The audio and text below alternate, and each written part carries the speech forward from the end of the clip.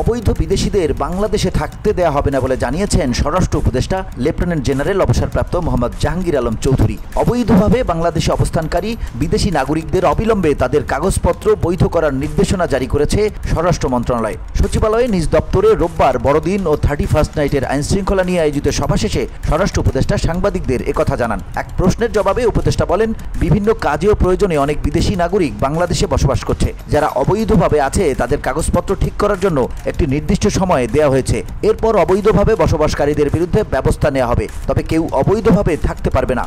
সতর্কীকরণ বিজ্ঞপ্তিতে বলা হয়, বিভিন্ন সূত্রে অভিযোগ পাওয়া যাচ্ছে যে অনেক ভিনদেশি নাগরিক অবৈধভাবে বাংলাদেশে অবস্থান করছেন এবং অবৈধভাবে বিভিন্ন প্রতিষ্ঠানে কর্মরত রয়েছেন। যে সকল বিদেশি নাগরিক অবৈধভাবে বাংলাদেশে অবস্থান করছেন বা কর্মরত আছেন তাদের অবিলম্বে বাংলাদেশে অবস্থানের বা কর্মরত থাকার প্রয়োজনীয় কাগজপত্র সহ বৈধতা অর্জনের জন্য অনুরোধ করা হলো। অন্যথায় তাদের বিরুদ্ধে আইনানুগ ব্যবস্থা গ্রহণ করা হবে। প্রধান উপদেষ্টার বিশেষ সহকারী মোহাম্মদ খোদাবক্স চৌধুরী এবং স্বরাষ্ট্র মন্ত্রণালয়ের সুরক্ষা সেবা বিভাগের সিনিয়র সচিব ডক্টর মোহাম্মদ আব্দুল মোমেন এই বিজ্ঞপ্তিতে স্বাক্ষর করেন। VOD Bangla news desk.